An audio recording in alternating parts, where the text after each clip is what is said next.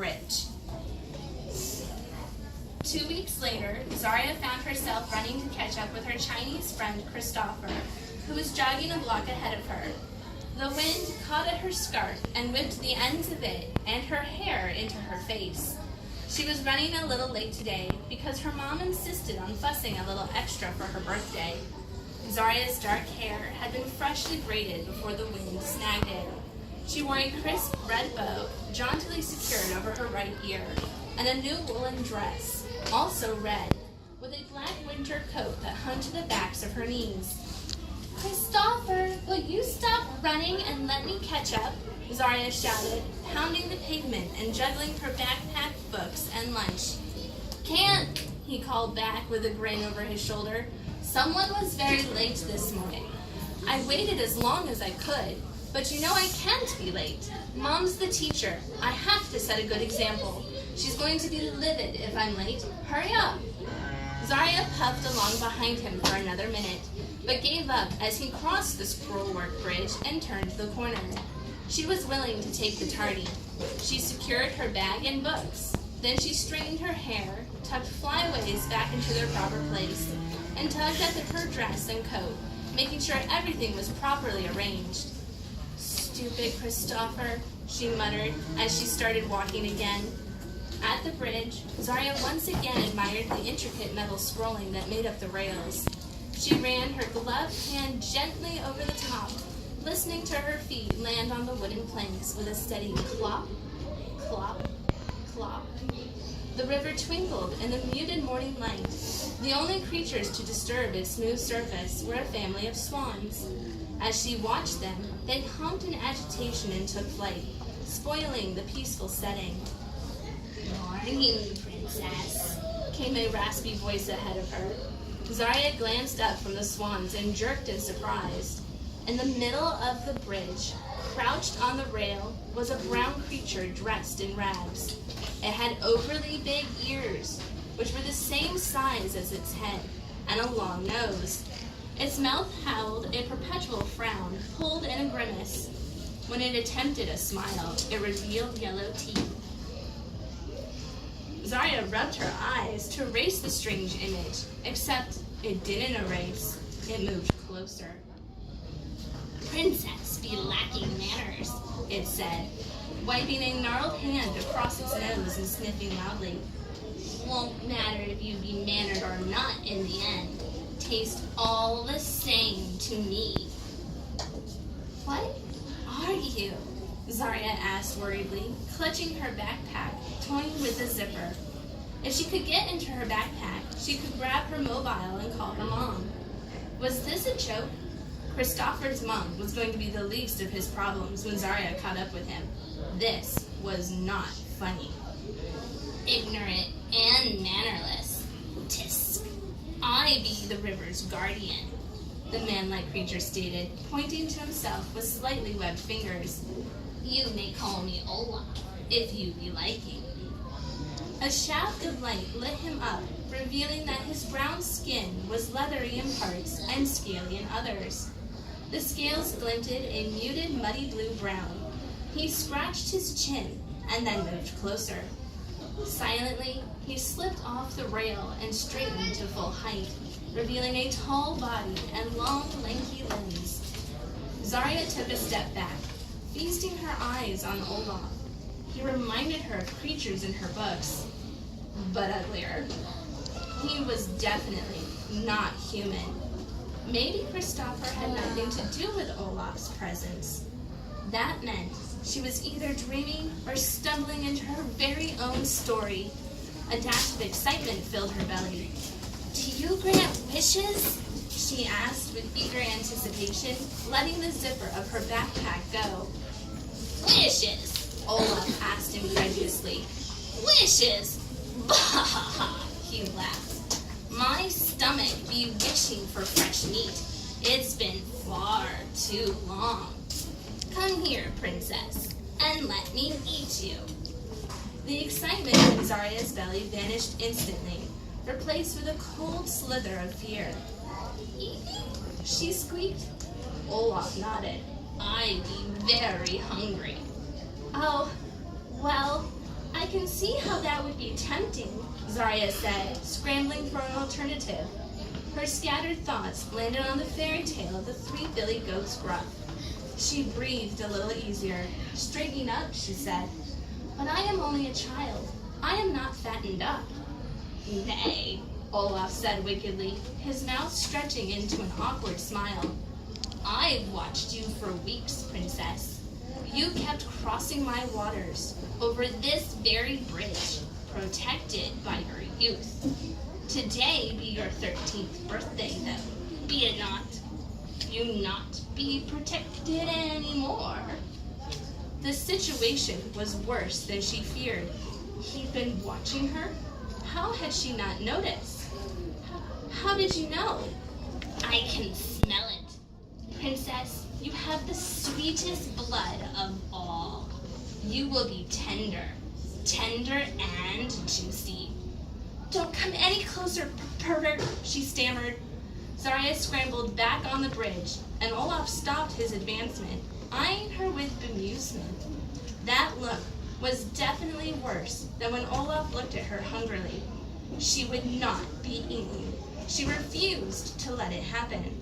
But Olaf was fearsome, and he terrified her with his calm demeanor. "Pervert.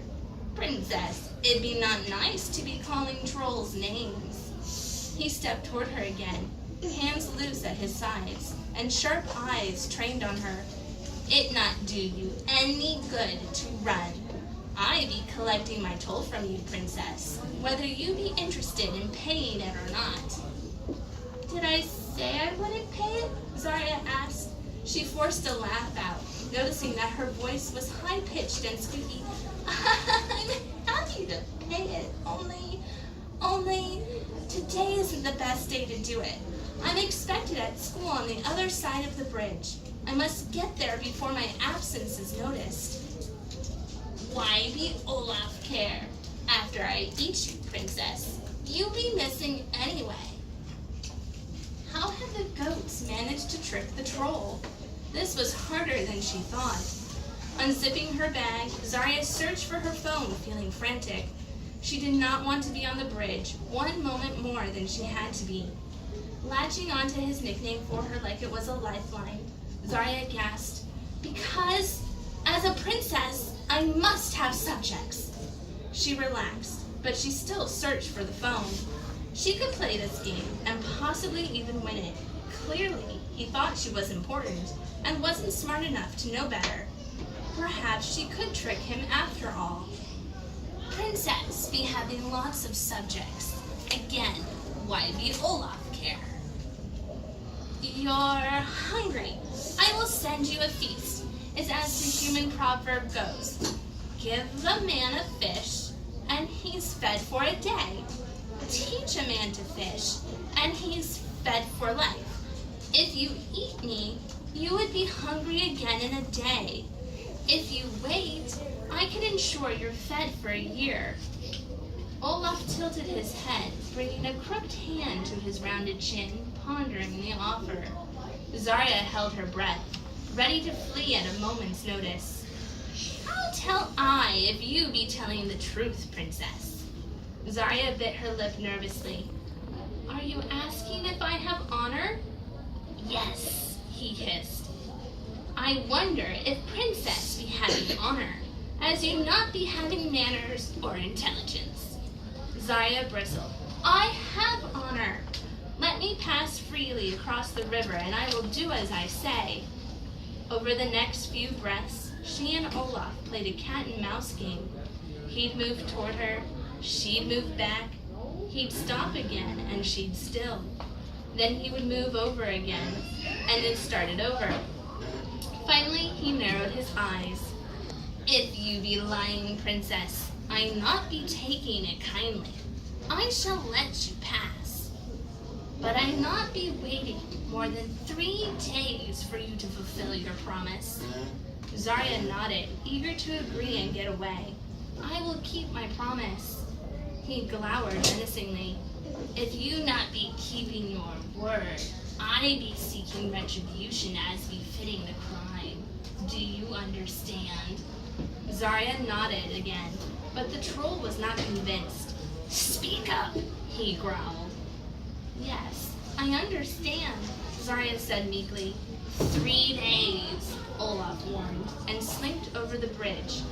She expected to hear a splash, but as Zaria raced to the edge of the railing and looked over, all she saw were concentric ripples radiating outward. The swans, which had flown away at the appearance of the troll, glided back into view and settled calmly on the waters. The troll was well and truly gone. She'd done it. She tricked the troll. She merely whooped in glee. But as the swans continued to swim lazily, Zaria frowned. They were unruffled by the series of events, as if their morning hadn't been disrupted. Had she hallucinated the whole event? No!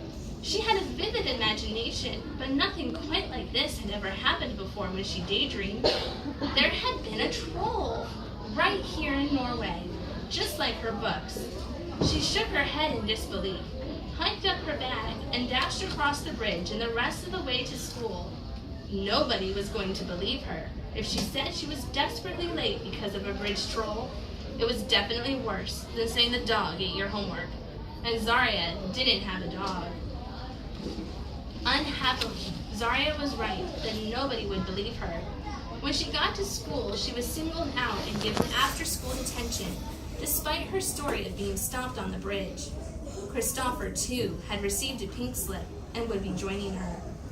"Zaria," he hissed when she sat down. "Who stopped you on the bridge? I didn't see anyone." "I think it was a troll."